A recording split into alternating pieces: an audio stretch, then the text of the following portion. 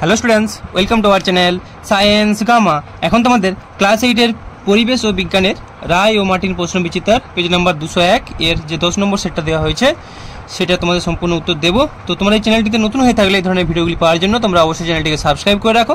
তো দেখো একের দাগের একেরটা কি বলছে। পরিবহন পদ্ধতিতে তাপ প্রবাহিত হয় শুধুমাত্র কঠিন পদার্থের মধ্য দিয়ে, তরল পদার্থের মধ্য দিয়ে, গ্যাসীয় পদার্থের মধ্য দিয়ে, তরল ও কঠিন পদার্থের মধ্য দিয়ে। তো পরিবহন পদ্ধতি হয় শুধুমাত্র কঠিন পদার্থের মধ্য দিয়ে। এরপর দুইয়ের দাগেরটা CuCl2 প্লাস Fe থেকে পাচ্ছি Cu প্লাস FeCl2, এই বিক্রিয়া জারিত হয়েছে কিনা? অবশ্যই Fe। এরপর তিনের দাগেরটা টিনের পলেপন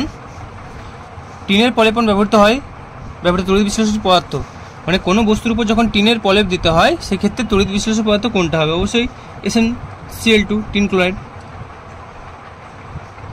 এরপর চারের দাগেরটা লোহার মরচে পড়া একটি ভৌত প্রক্রিয়া, জৈব প্রক্রিয়া, রাসায়নিক বিক্রিয়া, বিনিময় বিক্রিয়া। তো মরচে পড়া একটি রাসায়নিক বিক্রিয়া। এরপর পাঁচের দাগেরটা একটি আগাছানাশক হলো পার্থেনিয়াম 2,4-D, অ্যামারান্থাস, চেনোপোডিয়াম। তো দেখো এখানে সবগুলো আগাছার নাম দিয়ে দিচ্ছে। একটা আছে আগাছানাশক যেটা আগাছাকে মারতে পারে 2,4-D, তার সঠিক অ্যান্সারটা হয়ে যাবে কিনা 2,4-D। এরপর দুই দাগের একটা 100 ক্যালোরি তাপ যোগ করে 5 গ্রাম জলের উষ্ণতা কত পরিমাণ বাড়ানো যাবে তা সেলসিয়াস স্কেলে প্রকাশ করো। তো দেখো আমরা ফর্মুলা জানি কিনা, Q = mST, তার এখানে বের করতে বলেছে কিনা কত পরিমাণ বাড়ানো যাবে উষ্ণতা, তাহলে T = Q/mt, তাহলে T =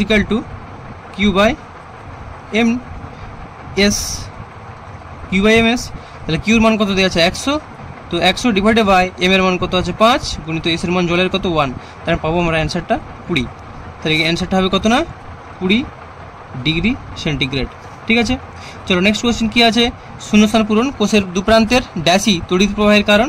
তো দুপ্রান্তের বিভব পার্থক্য বা বিভব প্রভেদ, কোষের দুপ্রান্তের বিভব প্রভেদ বা বিভব পার্থক্য।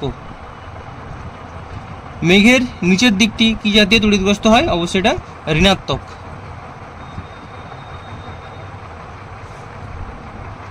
এরপর চারেরটা চুনাপাথর থেকে পোড়া চুন তৈরি হলো, এটি কি ধরনের পরিবর্তন? বিক্রিয়া সহ লেখো। তো চুনাপাথর থেকে পোড়া চুন যখন হয় এটা অবশ্যই প্রচুর পরিমাণে তাপ সৃষ্টি হয়, এটা তাপ গ্রহণ করে। তাহলে চুনাপাথরের সংকেত কি? CaCO3, এতে তাপ দিতে হয় কত না 1000 ডিগ্রি সেন্টিগ্রেড, দিলে উৎপন্ন কি হয় CaO পোড়া চুন প্লাস CO2 মাইনাস তাপ, এটা হচ্ছে বিক্রিয়া, মাইনাস তাপ উৎপন্ন হবে, অর্থাৎ এটা তাপ গ্রহণ করছে, অর্থাৎ তাপ গ্রাহী বিক্রিয়া। ঠিক আছে, এরপর পাঁচের দাগেরটা মাছের কৃত্রিম প্রজননে কোন গ্রন্থির ক্ষরণ ব্যবহার করা হয়? এটা হবে পিটুইটারি।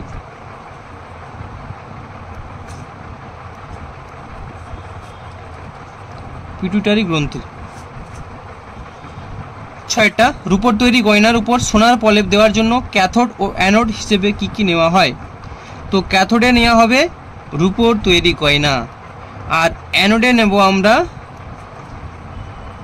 সোনার দণ্ড।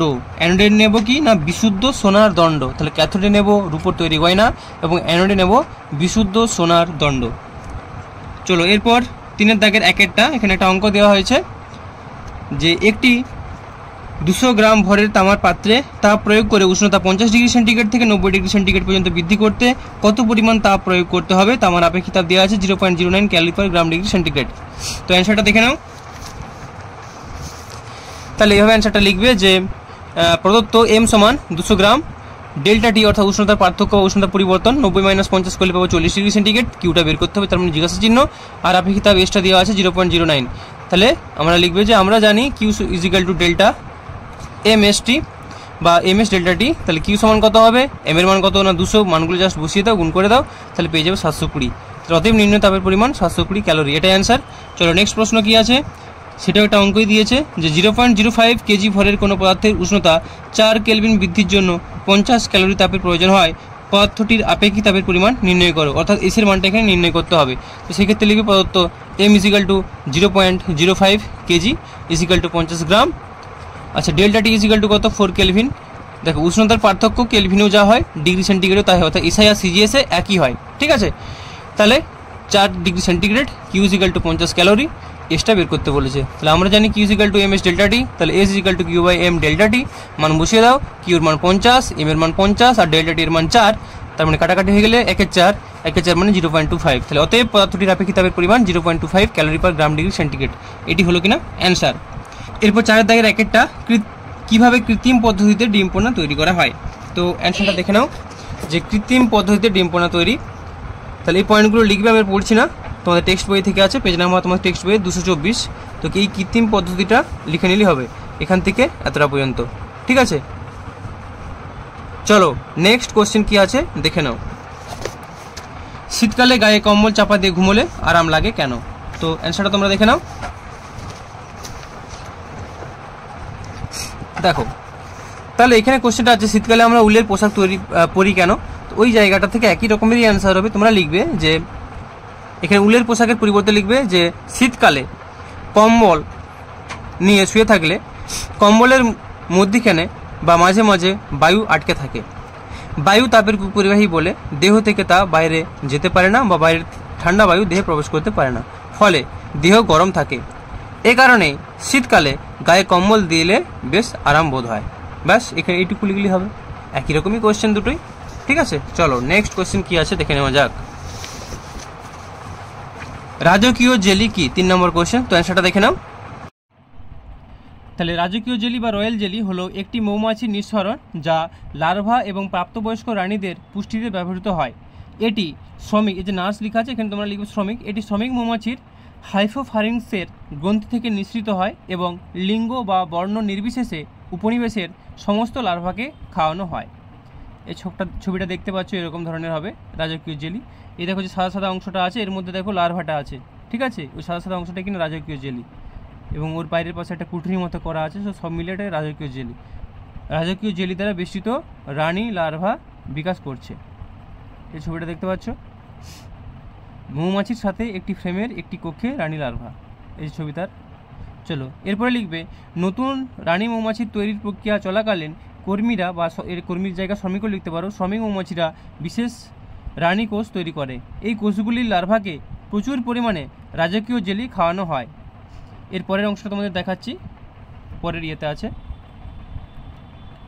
এরপরে লিখবে নতুন রানী তৈরির প্রক্রিয়া চলাকালীন কর্মীরা বিশেষ রানী কোষ তৈরি করে। এই কোষগুলির লার্ভাকে প্রচুর পরিমাণে রাজকীয় জেলি খাওয়ানো হয়। এই ধরনের খাওয়ানো ডিম পাড়ার জন্য প্রয়োজনীয় সম্পূর্ণরূপে বিকশিত ডিম্বাশয় সহ রানী মরফোলজির বিকাশে ট্রিগার করে।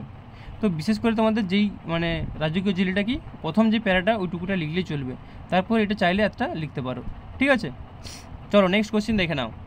এরপর 4 থেকে 4টা বজ্রপাতের সময় বাড়ির মধ্যে এবং বাড়ির বাইরে থাকলে কি কি করা উচিত নয়। তো অ্যান্সারটা দেখে নাও, এটা লং অ্যান্সার।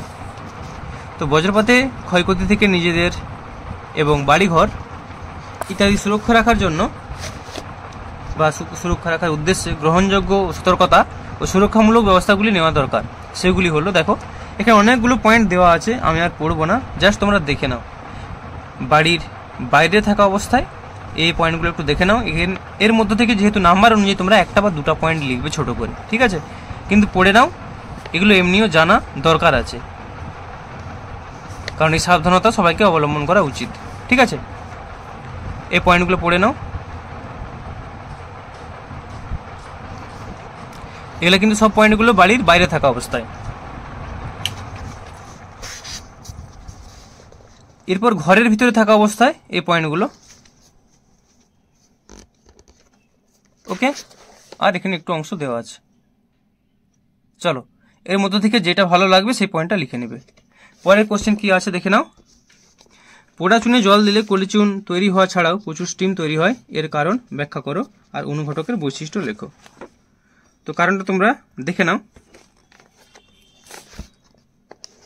তাহলে পোড়া চুনে জল দিলে প্রচুর তাপ উৎপন্ন হয়, কারণ এটি একটি তাপমোচী রাসায়নিক পরিবর্তন। এটি উদ্ভূত তাপ আবার জলকে বাষ্পীভূত হতে সহায়তা করে, অর্থাৎ জল বাষ্পীভূত হয়ে জলীয় বাষ্প তথা স্টিমে পরিণত হয়। তাই কলিচুনের সঙ্গে প্রচুর স্টিমও নির্গত হয়। CaO প্লাস H2O থেকে COH এর হোল 2 প্লাস তাপ। এটি হলো অ্যান্সার। আর একটা কোশ্চেন কি বলছে, ওর সাথে দিয়েছে যে অনুঘটকের বৈশিষ্ট্য। তো অনুঘটকের বৈশিষ্ট্যগুলি লেখো। তো দেখে নাও, এগুলো হচ্ছে অনুঘটকের বৈশিষ্ট্য। এই অনুঘটকের বৈশিষ্ট্য প্রায় প্রত্যেকটা সেটেই দেওয়া আছে, আর সেই জন্য পড়ছে না। তো ফার্স্ট পয়েন্টটা, অনুঘটক রাসায়নিক বিক্রিয়া অংশগ্রহণ করে কিন্তু বিক্রিয়া শেষে আবার তাকে ফিরে পাওয়া যায়, এটা মেন ইম্পর্ট্যান্ট পয়েন্ট। তো বাকিগুলো পড়ে নাও। 3টা পয়েন্ট। চলো নেক্সট কোয়েশ্চেন কি আছে, 6 দাগেরটা, আমের জোড় কলম পদ্ধতিতে সিয়ন কাকে বলে? একটি দেশীয় মাইনর কার্পের নাম লেখো। তো সিয়ন। আর রানী মৌমাছির কাজ লেখো। তো সিয়নটা তোমরা টেক্সট বই পেয়ে যাবে, যেহেতু এখানে দেখো নাম্বার বিভাজন করেছে 1+1+1, খুব একটা বেশি লিখতে হবে এরকম কোনো ব্যাপার নেই। তো দেখে নাও সিয়নটা, যদি দুটো ডালকে নিয়ে তোমরা জোড় কলম করো, যে ডালটা উপরের দিকে থাকবে, ঠিক আছে, অর্থাৎ যেটা টবের সঙ্গে যে গাছটা মাটির সঙ্গে সংযোগ থাকবে সেটাকে আমরা বলবো স্টক। আর যে অংশটা উপরের দিকে থাকবে অবশ্যই গাছেরটার বয়স বেশি হবে, এই গাছটার বয়স কম হবে, এটার বয়স বেশি হবে। যে গাছের ডালটা নিয়ে স্টকের সঙ্গে আমরা সংযোগ করছি তাকে বলবো সিয়ন। তাহলে বলবো জোড় কলম তৈরি করার সময় যেই গাছের ডাল বা যে গাছের অংশ নিয়ে স্টকের সঙ্গে জোড় কলম করা হয় সেই অংশটিকে বলা হয় সিয়ন। ঠিক আছে, এরকম লিখলে হবে, বা এখানে যেটুকু দেওয়া আছে এখান থেকে এটা লিখতে পারো, যেহেতু 1 নম্বর বিশেষ কিছু আর লিখতে হবে না। চলো নেক্সট কি দেওয়া আছে দেখে নাও, যে একটি দেশি মাইনর কার্পের নাম লেখো। তো দেশি মাইনর কার্প হচ্ছে বাটা, পুঁটি। আর রানী মৌমাছির কাজ কি? রানী মৌমাছির কাজ হলো কিনা ডিম পাড়া। তো আজকের ভিডিওটা এই পর্যন্ত। যদি তোমাদের ভিডিওটি ভালো লাগে ভিডিওটিকে অবশ্যই লাইক করো, আর চ্যানেল নতুন হয়ে থাকলে এই ধরনের ভিডিওগুলি পাওয়ার জন্য অবশ্যই চ্যানেলটিকে সাবস্ক্রাইব করে রাখো। ওকে, ভালো থেকো, বাই।